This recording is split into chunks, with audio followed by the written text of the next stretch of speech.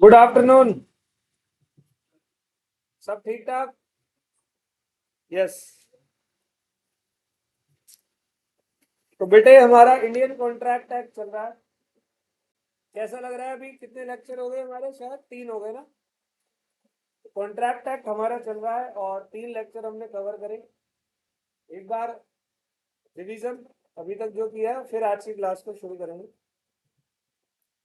तो मैंने आपको क्या बताया, अब तो थोड़ा सा याद हो गया होगा कि 60 मार्क्स का जो आपका बेटे बिजनेस लॉज है, कितने नंबर का है? 60 नंबर का। 60 नंबर के बिजनेस लॉज में जो शुरुआती 5 एक्ट हैं, शुरुआती नहीं, टोटल 5 एक्ट जो है वो 60 नंबर के हैं।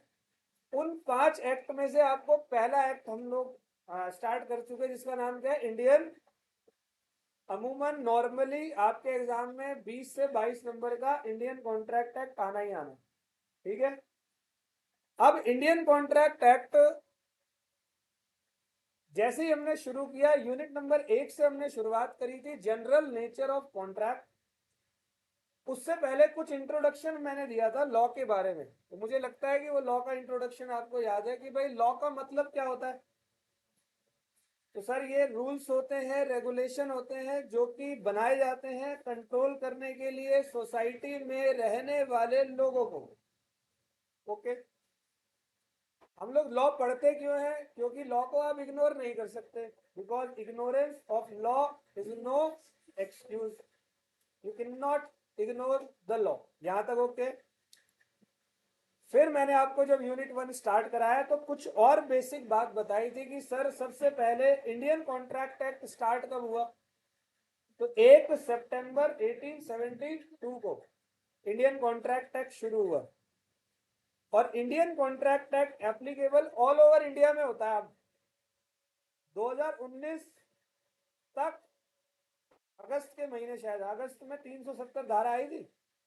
अगस्त 2019 तक जम्मू एंड कश्मीर पे इंडियन कॉन्ट्रैक्ट एक्ट एप्लीकेबल नहीं होता था, लेकिन जब धारा 370 वहां से हटाई गई तो जितने भी लॉज हैं वो सब जम्मू एंड कश्मीर पे एप्लीकेबल होते हैं।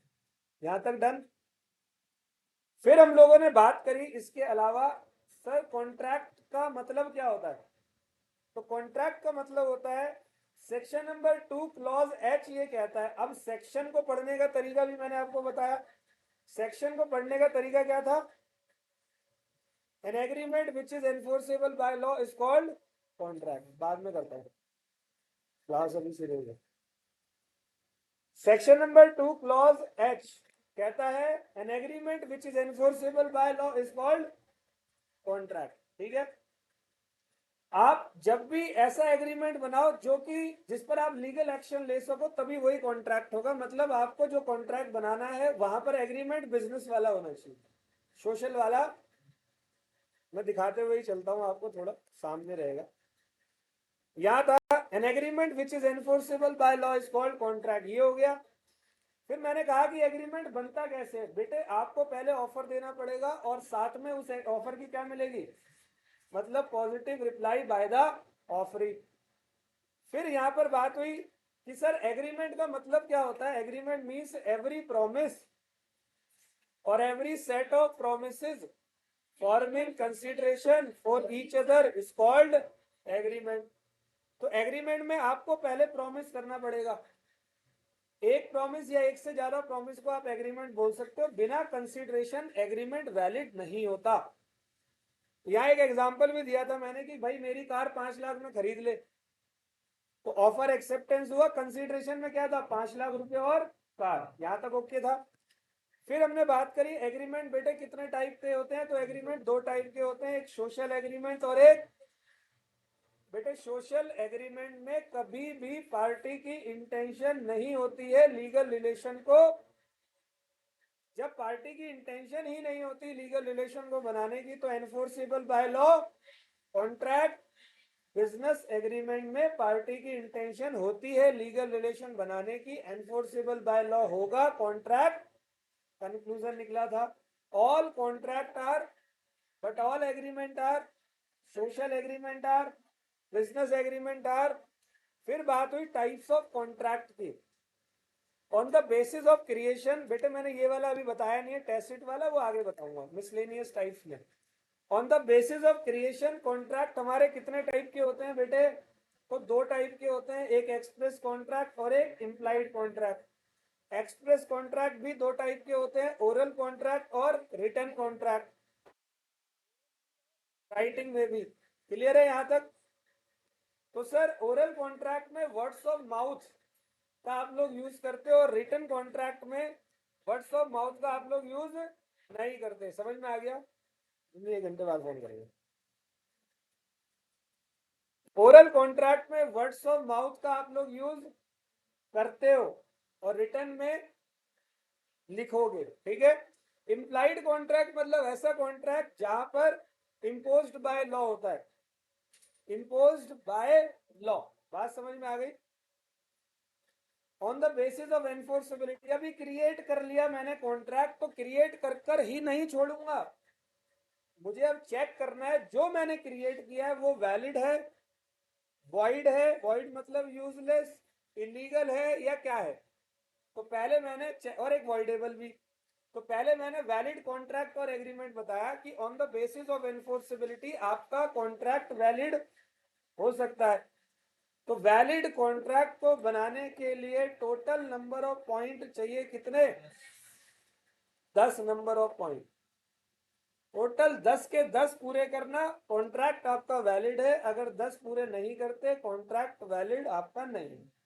तो नंबर 1 प्रॉपर ऑफर और उसकी, अरे सर वो तो सोशल एग्रीमेंट में भी होती है। इंटेंशन टू क्रिएट, यहाँ पर एक केस स्टडी दिया था वेलफेयर वर्सेस वेलफेयर, याद है? देखा था उसको? देखना उसको 2-3 बार देखना, मैंने लास्ट टाइम भी बोला था। फिर कैपेसिटी टू कॉन्ट्रैक्ट, तो सर इस दुनिया में हर एक बंदा केपेबल है, योग्य है किसी भी कॉन्ट्रैक्ट को बनाने के लिए, 3 लोगों को छोड़कर। वो 3 लोग कौन है? माइनर, अनसाउंड माइंड और पर्सन डिस्क्वालिफाइड बाय। फिर था सर कंसीडरेशन होना चाहिए। कंसीडरेशन मतलब समथिंग इन, लैटिन वर्ड इसका है क्विड प्रो क्यो। फिर था सर फ्री कंसेंट होनी चाहिए, मतलब सेम माइंड सेम सेंस। इसका भी एक लैटिन वर्ड है कॉन्सेंसस एड। क्लियर है बेटे? ये आ रहा है सारे के सारे पॉइंट। फिर था बेटे पर्पस आपका क्या होना चाहिए? आप सर्टेनिटी बनाना, ऐसे एग्रीमेंट मत बनाना जिनको कानून ने पहले से ही वॉइड करार दे रखा हो। मैं रिपीट कर रहा हूं, यूनिट नंबर 3 में एक टॉपिक पढ़ाऊंगा जहां पर यही वाले पॉइंट दे रखे होंगे जिनको कानून ने वॉइड करार पहले से दे रखा है। फिर मैंने कहा कि आप ऐसे एग्रीमेंट बनाना जो पॉसिबल टू परफॉर्म हो और other requirements of other law को भी आपको मान देना। बेटे कोई दिक्कत? किसी को कोई प्रॉब्लम? ठीक है जी। फिर on the basis of enforceability में फिर दूसरा पॉइंट था वॉइड एग्रीमेंट। तो वॉइड एग्रीमेंट कौन से एग्रीमेंट होते हैं? जो यूजलेस एग्रीमेंट होते हैं, जो स्टार्टिंग से क्या होते हैं? वॉइड अब इनिशियो, जिसको आप स्टार्टिंग से क्या कहते हो? यूजलेस एग्रीमेंट, वो आपके होते हैं वॉइड एग्रीमेंट। यहां तक ओके? तो कौन कौन से एग्जांपल्स हो सकते हैं वॉइड एग्रीमेंट के? अगर आप एग्रीमेंट करो किसी माइनर के साथ, किसी अनसाउंड माइंड के साथ, ये सब क्या होते हैं? वॉइड। ठीक है बेटे? बेटे अभी पूरा रिवीजन चल रहा है, आज की क्लास अभी शुरू नहीं हुई है, जब होगी तो बताऊंगा, अभी तक सिर्फ रिवीजन। फिर मैंने कहा कि विदाउट कंसीडरेशन या अनसर्टेन या अनलॉफुल या इम्पॉसिबल टू परफॉर्म, ये सारे वॉइड एग्रीमेंट है, स्टार्टिंग से ही यूजलेस हो जाएंगे। यहां तक ओके था? फिर बेटे हमने बात करी वॉइड कॉन्ट्रैक्ट की। ये वो कॉन्ट्रैक्ट होते हैं जो बनाते वक्त वैलिड होते हैं, लेकिन परफॉर्मेंस से पहले कुछ इम्पॉसिबिलिटीज होने के कारण ये चीज यूजलेस बन जाती है। It means the contract which ceases to be enforceable by law, मतलब ये वो कॉन्ट्रैक्ट है जिनकी एनफोर्सेबिलिटी पे क्या लग जाता है? सीज लग जाता है। ये वो कॉन्ट्रैक्ट है जिनकी एनफोर्सेबिलिटी पे भविष्य में, फ्यूचर में क्या लग जाएगा? सीज लग जाएगा। इनको हम लोग क्या बोलते हैं? Void contract. समझ में आ गई बात? बनाते वक्त वैलिड, लेकिन परफॉर्मेंस से पहले यूजलेस। फिर बेटे हमने बात करी इलीगल कॉन्ट्रैक्ट और एग्रीमेंट की। इलीगल कॉन्ट्रैक्ट मतलब एक ऐसा कॉन्ट्रैक्ट या ऐसा एग्रीमेंट जिसको लॉ ने साफ साफ प्रोहिबिटेड यानी कि मना कर रखा है। यहां तक ओके? इलीगल वॉइड तो होते हैं, साथ में पनिशेबल भी होते हैं, याद रखना। इलीगल ऑलवेज वॉइड भी होगा प्लस पनिशेबल भी होगा, और वॉइड सिर्फ यूजलेस होता है, पनिशेबल नहीं होता। तो एक एग्जांपल दिया था पिछली क्लास में, चांद तारे तोड़ के लाने वाली बात करो तो सिर्फ वॉइड है, लेकिन कोई सुपारी किलर को आपने सुपारी दे दी तो ये यूजलेस है। फिर बेटे हमने बात करी वॉइडेबल कॉन्ट्रैक्ट की। तो क्या क्या ये वॉइडेबल पिछली क्लास में समझ में आ गया था? ऐसा कॉन्ट्रैक्ट जो कि कैंसिलेबल कॉन्ट्रैक्ट होता है at the option of agreed party. तो दो पार्टी होती है जिसमें एक पार्टी किसी दूसरे के साथ में किसी तरीके से गलत करती है, गलत कर कर कॉन्ट्रैक्ट बना लेती है। तो जिसके साथ गलत हुआ वो बाद में उस बनाए हुए कॉन्ट्रैक्ट को कैंसिल कर सकता है इन कोर्ट ऑफ लॉ। तो कौन कौन सी सिचुएशन ऐसी होती है जहां पर पार्टी की फ्री कंसेंट नहीं होती? तो पांच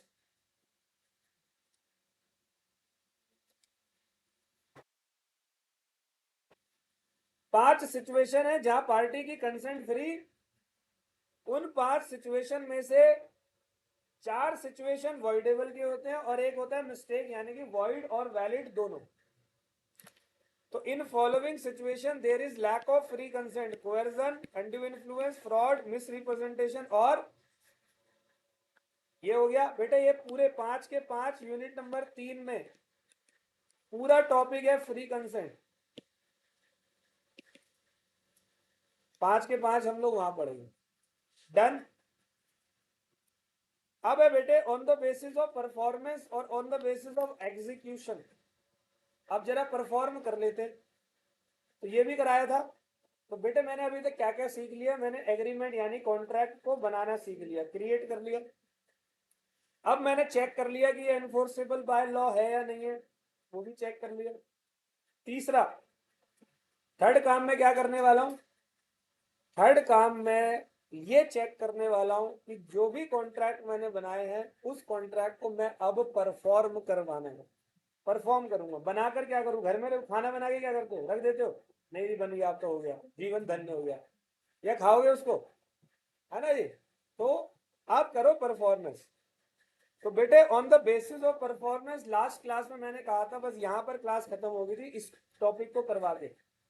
मैंने कहा एक होता है एग्जीक्यूटरी कॉन्ट्रैक्ट, एक होता है एग्जीक्यूटेड कॉन्ट्रैक्ट, एक होता है मेरे बेटे partly executory and partly executory contract. एक ऐसा कॉन्ट्रैक्ट होता है जिसको आप इनकम्प्लीटेड कॉन्ट्रैक्ट बोलते हैं। कौन सा कॉन्ट्रैक्ट? Incompleted contract. मतलब इनकम्प्लीट मतलब ऐसा नहीं कि कॉन्ट्रैक्ट कंप्लीट नहीं बनाया, कॉन्ट्रैक्ट तो पूरा बना दिया, लेकिन परफॉर्मेंस दोनों में से किसी पार्टी ने अभी नहीं करी। समझ गए? जैसे मैंने इस भाई से बोला, कुमार आदित्य से, कि भाई 10 किलो चावल दे देगा क्या 1 तारीख को? कहता हाँ 1 तारीख को 10 किलो चावल मुझसे ले जाना। मैं कह रहा पैसे, मैंने कहा पैसे भी मैं उसी टाइम दूंगा क्या, लेकिन डिलीवरी ये कब करेगा? 1 तारीख को, और पेमेंट मैं कब करूंगा? 1 तारीख को। इसको एग्जीक्यूटरी बोलते हैं, जिसमें दोनों पार्टी परफॉर्मेंस फ्यूचर में करेंगे। यहां तक डन। फिर आया बेटे एग्जीक्यूटेड कॉन्ट्रैक्ट, मतलब ऐसा कॉन्ट्रैक्ट जो कि कंप्लीटेड कॉन्ट्रैक्ट है, जहां पर दोनों पार्टी अपनी परफॉर्मेंस फुलफिल कर चुकी है। और partly executory and partly executed का बेस्ट एग्जांपल क्रेडिट सेल है। जैसे आप उधार में कोई सामान लेकर आओ, तो जिसने सामान दिया उसने तो परफॉर्मेंस कर ली, पार्टली एग्जीक्यूटेड। जिसको सामान मिला वो फ्यूचर में परफॉर्म करेगा, पार्टली एग्जीक्यूट। आ गया समझ? तो यहां तक हमारी क्लास खत्म हुई बेटे। अब हमारी आज की क्लास शुरू, और आज की क्लास हमारी स्टार्ट होगी। तो लिखा है on the basis of obligation to perform. Types of contract में है on the basis of obligation to perform. तो ध्यान से सुने, आज की क्लास हमारी स्टार्ट। बेटे बुक्स में एग्जीक्यूटेड, एग्जीक्यूटरी, ऑब्लिगेशन वगैरह सब एक ही साथ है, एक ही जगह पर डिफाइन किया गया है, बट मैंने इसको अलग से डिफाइन किया, अलग से बताया। मैं ये बताना चाह रहा हूं, अब सब सुनना। पहले हेडिंग को पढ़ो। हेडिंग क्या लिखता है? On the basis of obligation to perform. Heading आपकी ये बता रही है। यहां तक कोई दिक्कत? ये कह रहा है बेटे मेरे कि कॉन्ट्रैक्ट को बनाते वक्त, at the time of making contract, क्या कह रहा है? कॉन्ट्रैक्ट को बनाते वक्त, at the time of making, क्या हो गया?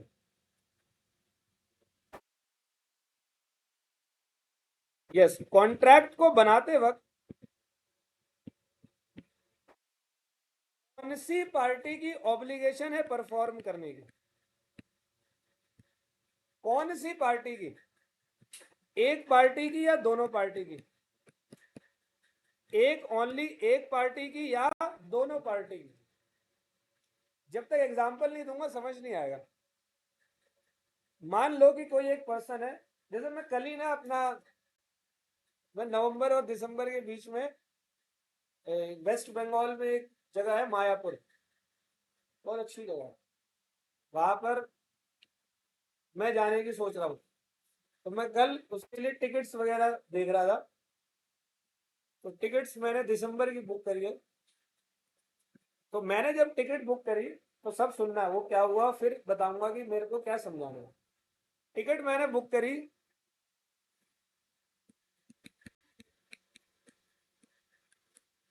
एयर इंडिया, 8 दिसंबर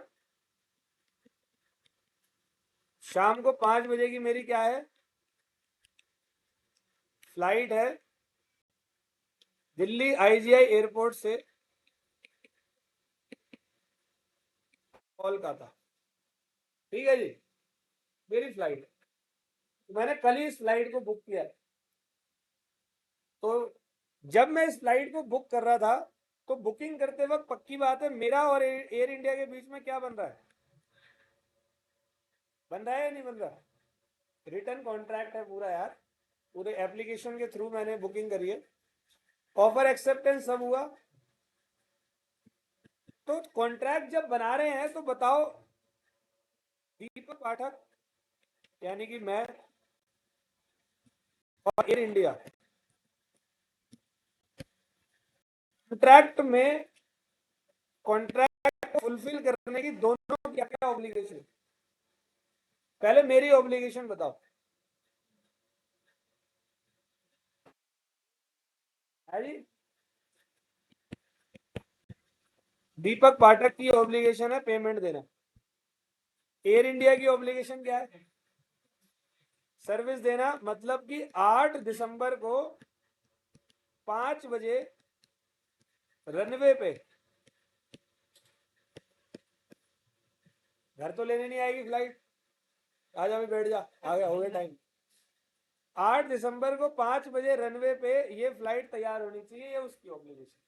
गलत तो नहीं है? मैंने अपनी सारी बुकिंग्स इसके अकॉर्डिंग ही अब करूंगा।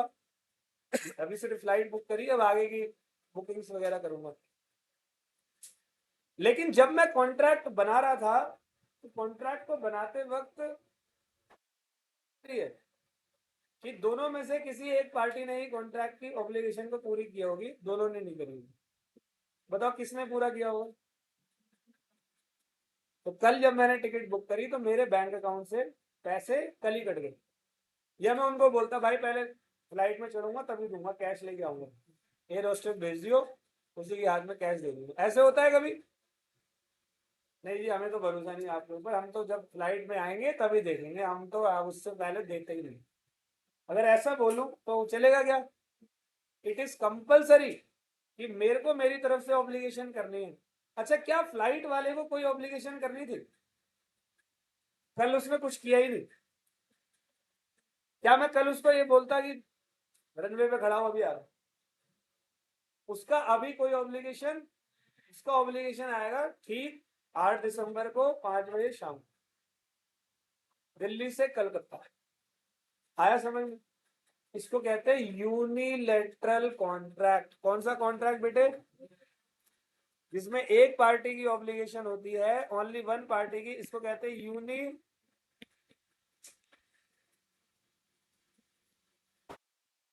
समझ गए?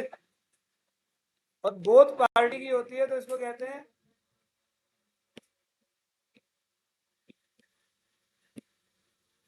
आगे। बाइलेटरल नहीं समझा रहा, बाइलेटरल नॉर्मल जहां पर दोनों ही पार्टी परफॉर्म कर रही हो, जैसे अभी आप और हम कर रहे हैं, ये बाइलेटरल है। मान लो आप क्लास में ना आओ, बोलो कि समझ नहीं आया ऐसा थोड़ी होता है। आप भी आओ और मैं भी आऊं। अच्छा आप लोग आ गए, मैं नहीं आया, मैंने कहा समझा तो दिया। घर पे बैठ के मैं नहाते वक्त लॉई तो पढ़ा रहा था, ये क्या है, मजाक कर रहा साले, छुटेगा। समझ गए? ये है बाइलेटरल कॉन्ट्रैक्ट। तो ऑन द बेसिस ऑफ, यहां देखना बेटे, on the basis of obligation to perform, एक कॉन्ट्रैक्ट होता है यूनिलेटरल और एक क्या होता है, अब आ गया समझ। यूनिलेटरल होता है कौन सा कॉन्ट्रैक्ट, और बाइलेटरल में both party has to perform और हैज परफॉर्म। इसमें only one party has to perform is promise और कुछ आया समझ। मैं आपको एक एग्जांपल और देना चाहता हूं, तब क्लियर करेंगे बात। तुम में से किसी का लाइफ इंश्योरेंस है, जीवन बीमा? प्रेम है माँ बाप को आपसे? हमारे ने तो ऐसे ही छोड़ रखा है यार, कल के मरे आगे मर जाए अच्छा, इंडिया के अंदर एक बहुत बड़ी समस्या है, life insurance is not compulsory but car insurance is compulsory है या नहीं? आप गाड़ी का इंश्योरेंस मत कराओ, रास्ते में चालान हो जाएगा। आपका इंश्योरेंस नहीं है तो आपको खुद ही धक्का दे देंगे, मर गया इंडिया में यही है। सही है, गलत तो नहीं कह रहा रोनित भाई? इंडिया में कंपलसरी है कार इंश्योरेंस। तो ठीक है जी, आप सब लोग चार्टर्ड बन गए, देख चेहरे की स्माइल अलग ही हो गई सीए बन के। क्या करेगा सीए बन के, सबसे पहले बता। सीए बन के क्या करेगा? कह रहा शादी करूंगी शादी नहीं करनी, इससे पहले बता। जॉब करेगा? क्या करेगा भाई सीए, सीए बन के? सबसे पहले सीए बन गया बेटे, पहले स्माइल करेगा, ठीक है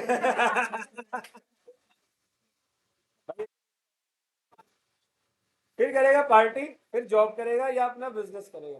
अलग ही मजा है सीए बनने के बाद, है ना?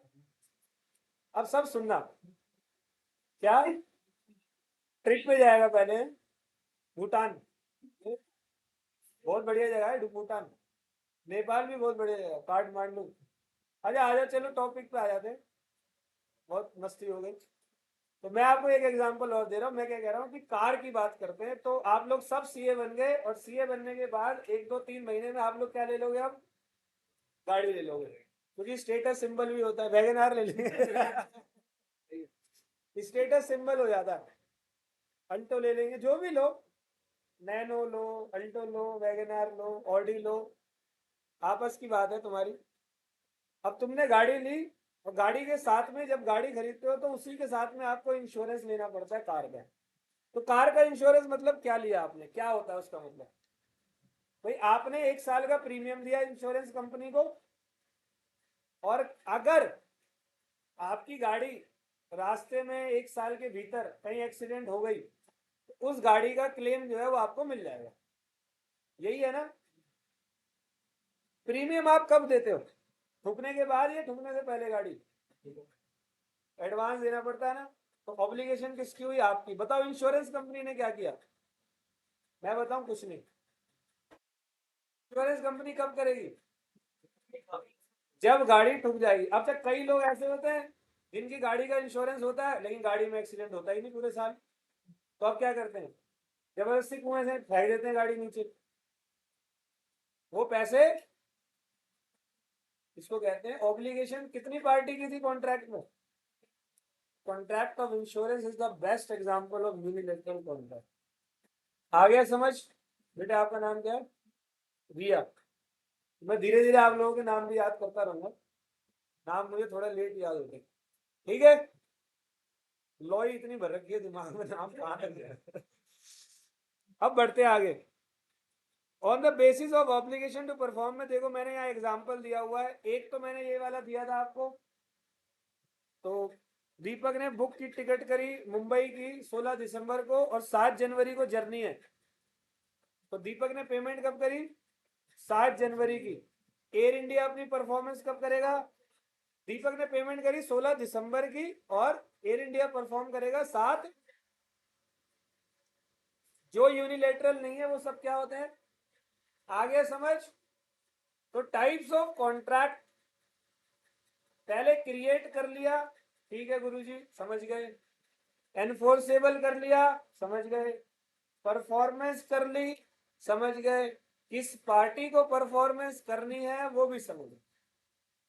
अब बात करते हैं मिसलेनियस टाइप्स ऑफ कॉन्ट्रैक्ट की। कौन से? तो मिसलेनियस कॉन्ट्रैक्ट में यहां पर मैंने सिर्फ एक लिखा हुआ है, क्या? अन, एक और है।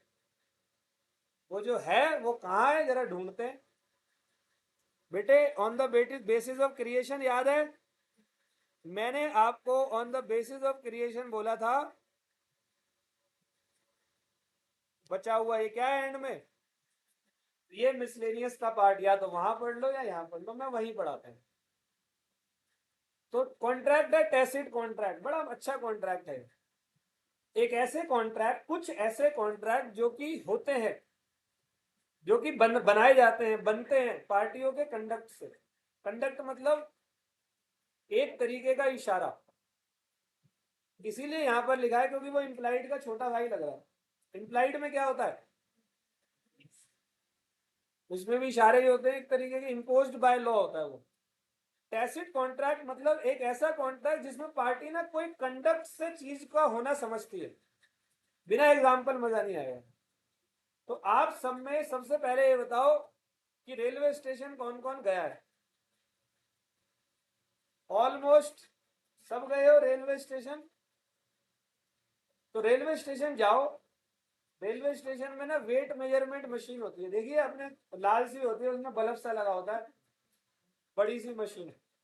अपना वजन तोलना हो कभी, वहां जाओ और वजन तोलो। तो पहले वो 2 रुपए में 1 रुपए में होता था, आज 10 रुपए में होता है। वजन तोलना हो तो 10 रुपए में।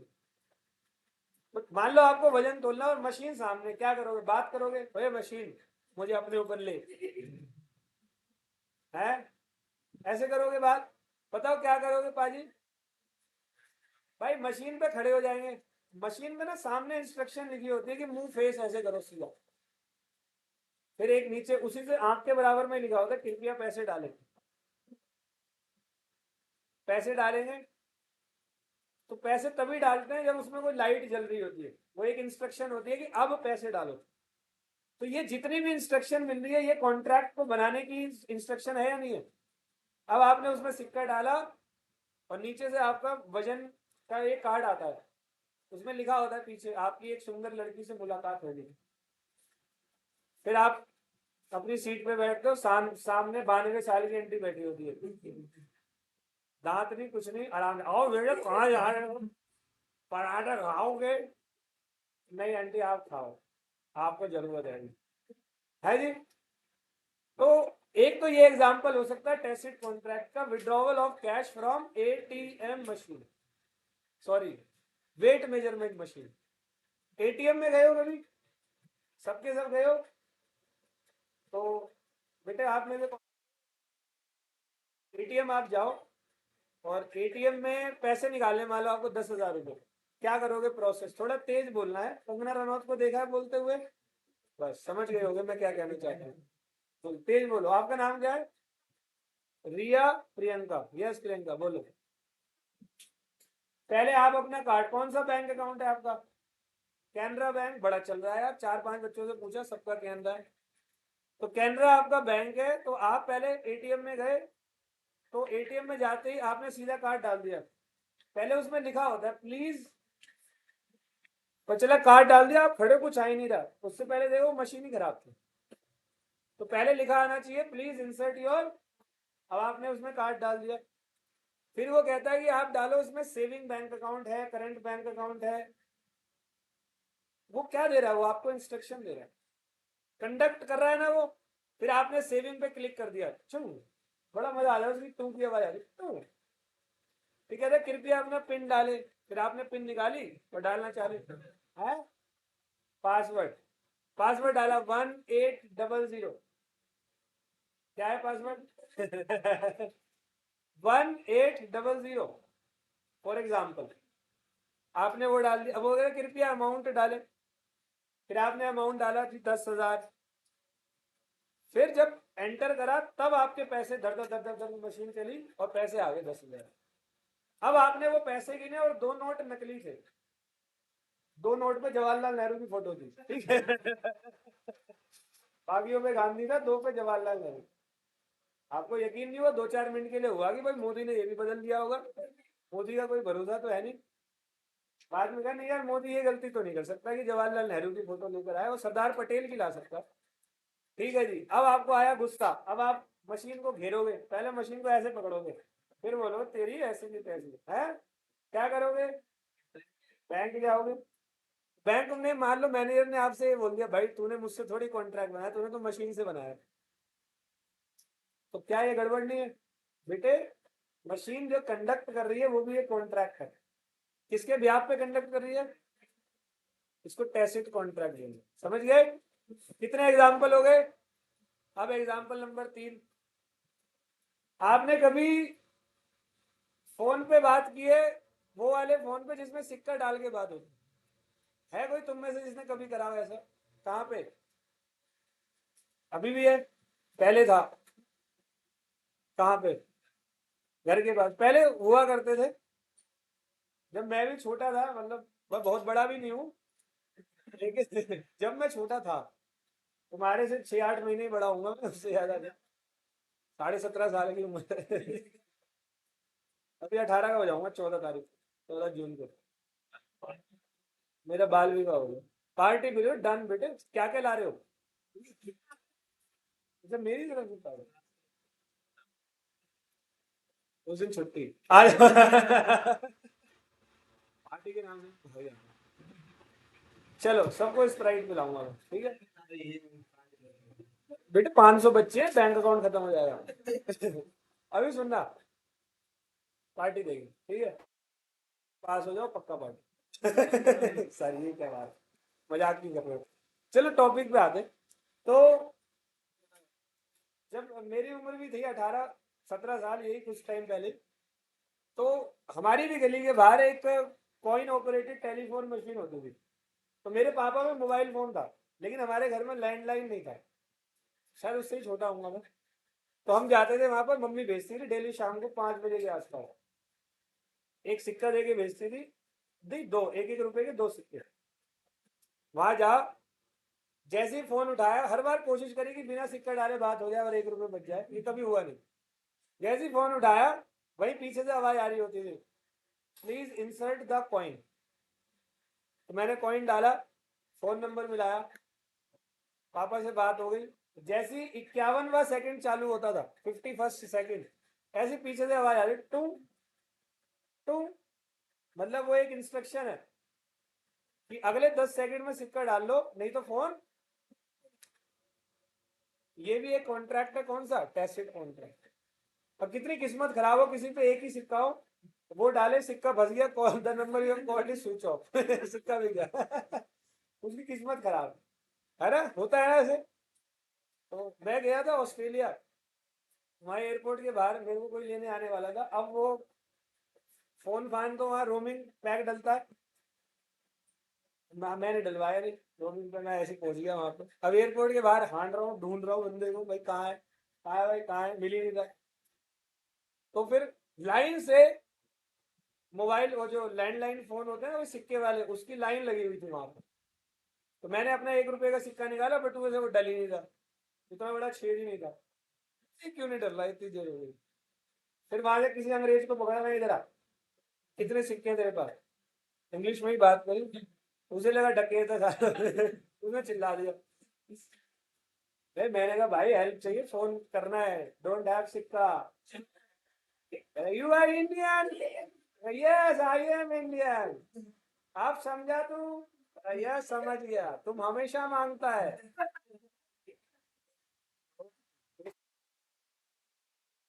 15 दिन ऑस्ट्रेलिया लूट के जाऊंगा। फिर मैंने उससे सिक्का लिया और डाला उसके अंदर और बात करी। यस, उसने कहा तेरे पीछे ही खड़ा हूँ। मेरा साले फोन भी उठाया, एक सिक्का खराब कर दिया। समझ गए बात को? ये क्या है? आप कॉइन ऑपरेटेड टेलीफोन मशीन, ठीक है? और एक और एग्जांपल दे दिया जाए लास्ट, बेटे ऑक्शन सेल देखिए, नीलामी हुई है कभी? नीलामी एक फिल्म है, अभी भी स्टार गोल्ड पे आ रही होगी, स्वर्ग, देखा? इसको भी याद है, हमेशा आती है वो, अभी भी जाना वही आ रही होगी। गोविंदा होता है, राजेश खन्ना। ए मेरे दोस्त लौट के आजा, फुल इसी टेक्निक में बात कर रही होगी वहां पर। तो अभी भी स्टार गोल्ड पे जाना आ रही होगी। तो उस फिल्म में क्या होता है, एक घर की नीलामी हो रही होती है। अब नीलामी कैसे होती है देखिए कभी? आईपीएल देखा? आईपीएल की नीलामी, उसमें गंजा सा बंदा होता है, फॉरनर, बड़ा स्मार्ट, मतलब उसकी शक्ल से ज्यादा उसका ये अच्छा लगता है। तो मैंने कई बार जूम करके देखा है। ये योगी का छोटा भाई है, ठीक है? तो वो क्या करता है, उसके हाथ में एक हथौड़ा होता है, वो प्लेयर्स की नीलामी हो रही होती है। तो दिनेश कार्तिक 50 लाख, तो कोई बोली लगाती है वहां से, प्रीति जिंटा लगा रही है 55 लाख में, वहीं उसका पति थप्पड़ मारता, तमीज, मैं पसंद नहीं हूँ तुझे, अरे पागल क्रिकेटर, बोली लगा रहे। तो 55 लाख, एक, दो, तीन, वही वो जो गंजा बंदा होता है, वो बंदा, ऑक्शनरी बोलते हैं उसको, वो ऐसे मार देता हथौड़ा। हथौड़ा मतलब फेल हो गए। तो वो जो हथौड़ा मारना है वो एक कंडक्ट है। पुराने जमाने में राजा महाराजा जब कोई गेम देखने जाते थे, देखी होगी तुमने कहीं सीरियल में या कहीं, तो गेम की शुरुआत कैसे होती थी? बिना राजा से पूछे तो खेल नहीं सकते, और राजा इतनी दूर है, आजकल तो व्हाट्सएप पे बोल सकते हैं इट्स फाइन डन। उस टाइम तो व्हाट्सएप भी नहीं था। तो राजा वहां से एक रुमाल उठाते थे, ऐसे फेंक देते, रुमाल फेंकने का मतलब गेम चालू। फिर जनरेशन थोड़ी सी और आगे बढ़ी, जो डॉन लोग होते हैं ना, डॉन लोग, वो डॉन लोग, जैसे डॉनों का शौक ही अलग होता है, वो लड़ाइयां देखने जाते हैं, दो बंदों के बीच की कुश्ती। तो डॉन आएगा तो अब डॉन उस कुश्ती को कैसे चालू करेगा? वो अपनी एक पिस्टल निकालेगा और अपने एक बंदे को मारेगा, मतलब अब चालू। तो डॉन भाई अपनी डॉनगिरी तो दिखाएगा ही। तो वो जो उसने गोली मारी वो भी क्या है, आपका एक कंडक्ट है। अब आ गया समझ में? तो ये पूरा का पूरा टेसिट कॉन्ट्रैक्ट बताया, अब कंक्लूड कर रहा हूं। It means the contract which inferred, inferred मतलब होना, चलना। It means the contract which inferred from the conduct of the parties is called tacit contract. The best examples of the tacit contract are withdrawal of cash from ATM machine, coin operated telephone machine, weight measurement machine, या आप ये बोल सकते हो fall of hammer in auction sale. कोई problem बेटे? तो हम पढ़ रहे हैं मिसलेनियस टाइप्स ऑफ कॉन्ट्रैक्ट का पहला पॉइंट बता दिया मैंने आपको, क्या होता है पहला। अब पढ़ेंगे हम दूसरा, सेकंड पॉइंट मिसलेनियस का, ध्यान से सुनना सब। मिसलेनियस का सेकंड पॉइंट है बेटे अनएनफोर्सेबल कॉन्ट्रैक्ट। पहले मैं इसके बारे में बताता हूं, फिर नोट्स पे जाएंगे।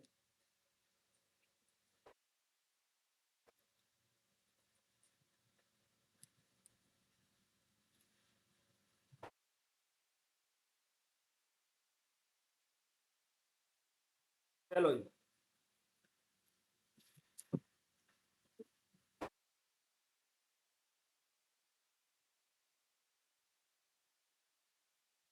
हो गया ये?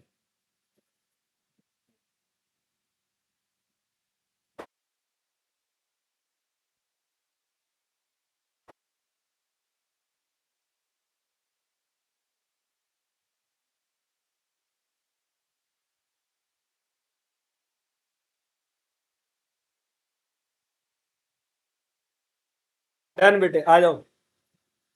तो अगला है मिसलेनियस का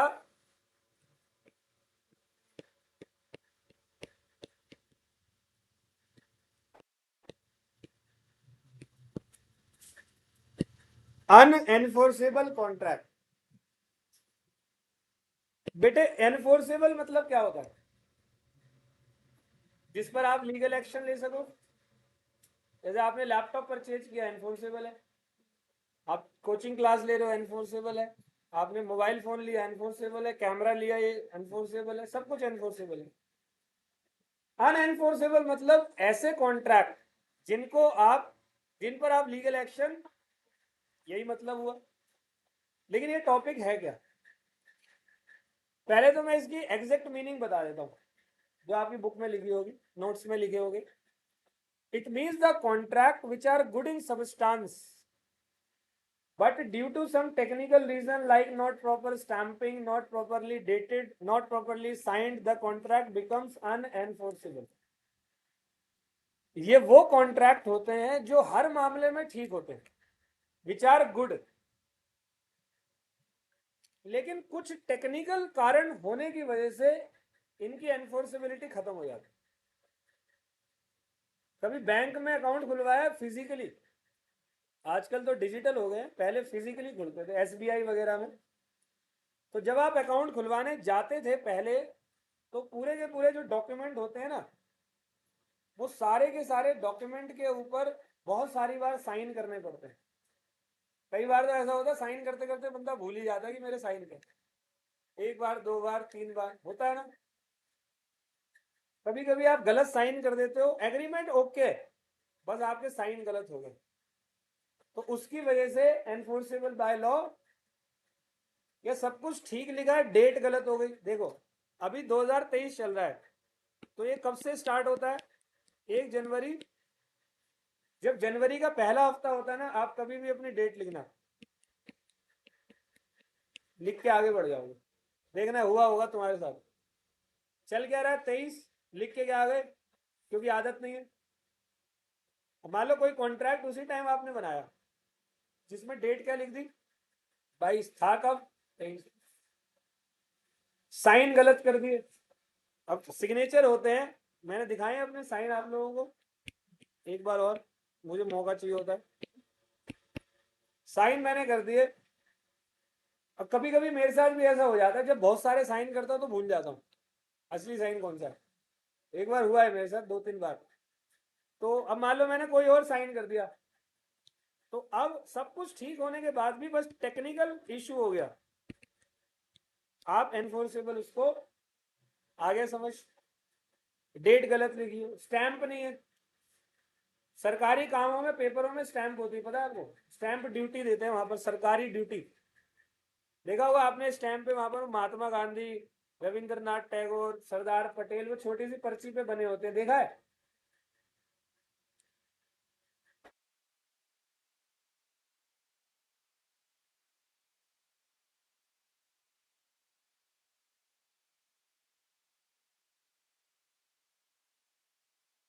ये देखो, ये वैसे विदेशों का है, इंडिया का नहीं है।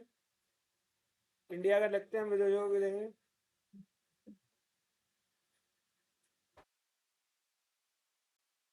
है ही नहीं। वाह, ठीक है।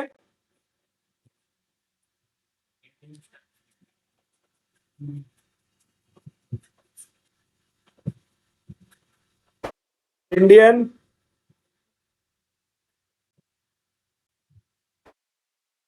ये देखो, इसमें भी विदेश, यहाँ इंडियन है यहाँ पर। ये जो स्टैंप है, जय हिंद, देख रहे हो ये? तो ये स्टैंप फ्री में नहीं मिलते, इसके बदले में आपको क्या देने पड़ते हैं? तो कोई ऐसा ऐसा डॉक्यूमेंट है जिस पर स्टैंप लगानी लगानी है, बट आपने उस स्टैंप को लगाना भूल गए, एनफोर्सेबल बाय लॉ। समझ गए? क्लियर है बेटे? आगे बढ़ते हैं।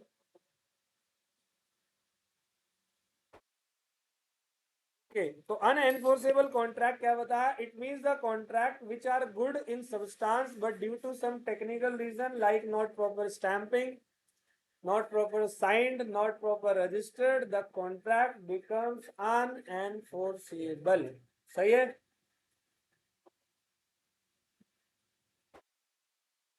आ जाओ जी, अब इसको मैं पढ़ा रहा हूं आपको।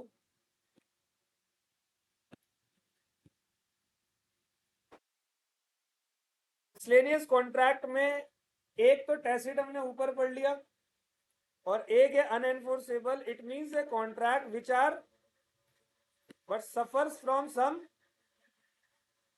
Example, agreement not in writing, properly not registered, not dated, not signed, barred by limitation etc. अब ये बार्ड बाय लिमिटेशन क्या है, बताएगा कोई? मेंटोस बात है, वैसे तो मैं इसको कंसिडरेशन के चैप्टर में बताता हूँ, लेकिन अब आ गया तो बिना बताए नहीं जाऊंगा। किसी को पता है यहाँ पर है कोई? नहीं पता? सब सुनना। बार्ड बाय लिमिटेशन क्या कहता है बेटे? एक ना कानून है, कानून का नाम है लिमिटेशन एक्ट 1963। कब आया था? 1963।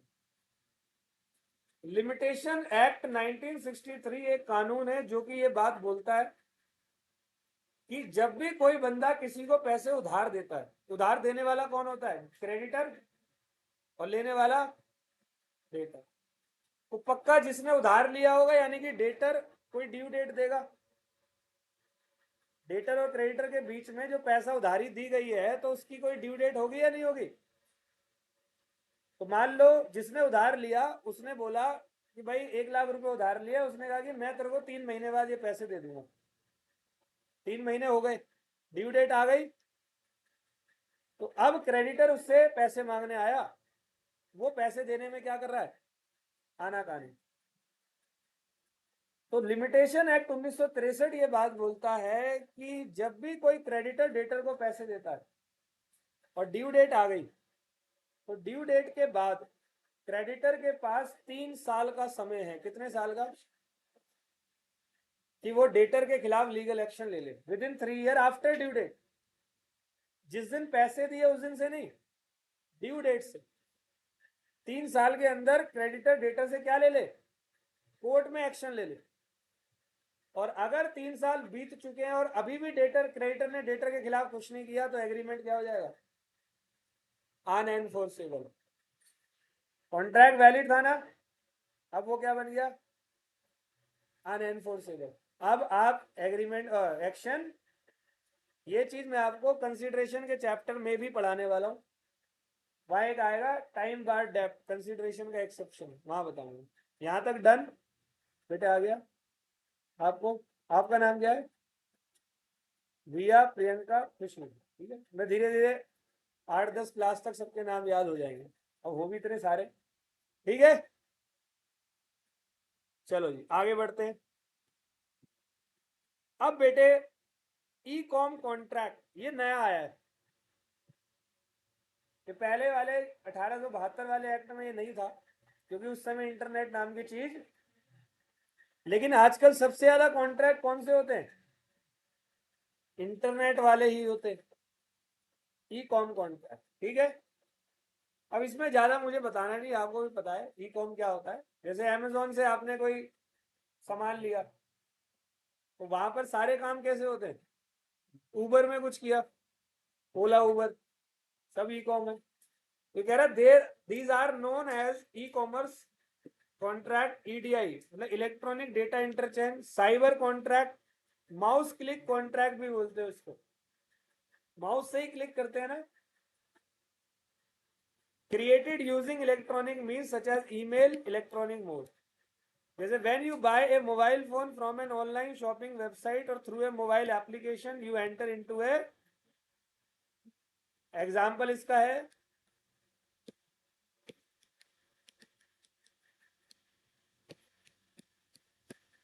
Amazon और फ्लिपकार्ट। समझ गए? और अगला आज की क्लास का लास्ट पॉइंट, रिकॉग्नाइज फ्रॉम। बेटे हम लोग इंडियन कॉन्ट्रैक्ट एक्ट जो पढ़ रहे हैं ना, वो 1872 में बना था। किसका राज था उस समय? अंग्रेजों का। फिर जब ये एक्ट बना तो वो टोटल लिया गया अंग्रेजी मर्केंटाइल लॉ, मर्केंटाइल मतलब बिजनेस लॉ, वहां से। और आज भी हम लोग, पता है आपको, कोई भी इंडिया से बच्चा एलएलबी करने जाता है ना तो वो यूके जाता है। दुनिया में इतनी सारी कंट्रीज है ना, मैक्सिमम स्टूडेंट कहाँ जाते हैं? लंदन या यूके। क्यों? क्योंकि वहां का और हमारे यहाँ का लॉ ऑलमोस्ट क्या है? ठीक है, तो कॉन्ट्रैक्ट एक्ट भी सेम ही है, तो उसकी कुछ बात यहाँ दी गई है, तो वो देख लो क्या। एक है कॉन्ट्रैक्ट ऑफ रिकॉर्ड, उसको कहते हैं judgment. It is obligation impose by the, जैसे कोर्ट का कोई जजमेंट है, वो भी तो एक कानून है। आज मान लो सुप्रीम कोर्ट ये बात बोले, जैसे सुप्रीम कोर्ट ने बोला भी है कि भाई 10 साल से ऊपर की डीजल कार को क्या कर दो? बैन कर दो, बोला हुआ है। 12वीं क्लास में ना बिजनेस स्टडीज में, बिजनेस एनवायरनमेंट में ये वाला क्वेश्चन भी आता है, अगर पढ़ा हो किसी ने।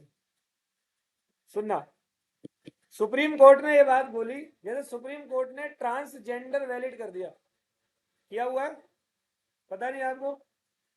बहुत सारे नोटिफिकेशन सुप्रीम कोर्ट डालती रहती है, जजमेंट डालती रहती है, तो वो जजमेंट भी क्या है बेटे? कानून है। इसको बोलते हैं कॉन्ट्रैक्ट ऑफ। एक होता है रिकॉग्निशन। रिकॉग्निशन मतलब जैसे to appears on summon. Summons क्या होता है? कोर्ट आपको बुलाएगा अपने समक्ष, जैसे कि आपने किसी का कोई गड़बड़ कर दी तो कोर्ट आपको बुलाएगा, इधर 10 तारीख को आप 2 बजे हमारे यहाँ पहुंचो, हमें आपसे बात करनी। इधर कह रहा कॉन्ट्रैक्ट अंडर सील। सील मतलब it is writing and signed and also called deed और स्पेसिफिकली कॉन्ट्रैक्ट। पार्टनरशिप कैसे बनती है? तो ये सारे कॉन्ट्रैक्ट हैं। ये कॉन्ट्रैक्ट अंडर सील ना आम आदमी आपके और मेरे जैसे लोग बनाते हैं, और ये जो कॉन्ट्रैक्ट ऑफ रिकॉर्ड है ये कौन बनाता है? ये कोर्ट बनाता है। समझ गए? कोई दिक्कत बेटे? तो अब हमारा एक पोर्शन जो है इस यूनिट का कंप्लीट होता है। अगला पोर्शन मोस्ट इंपॉर्टेंट पोर्शन है। मैं कह रहा हूं 100% लिख के दे रहा हूं, क्वेश्चन तुम्हारे फाउंडेशन में 100% आएगा वहां से। तो एक पोर्शन हमारा कंप्लीट हुआ, सही लगा?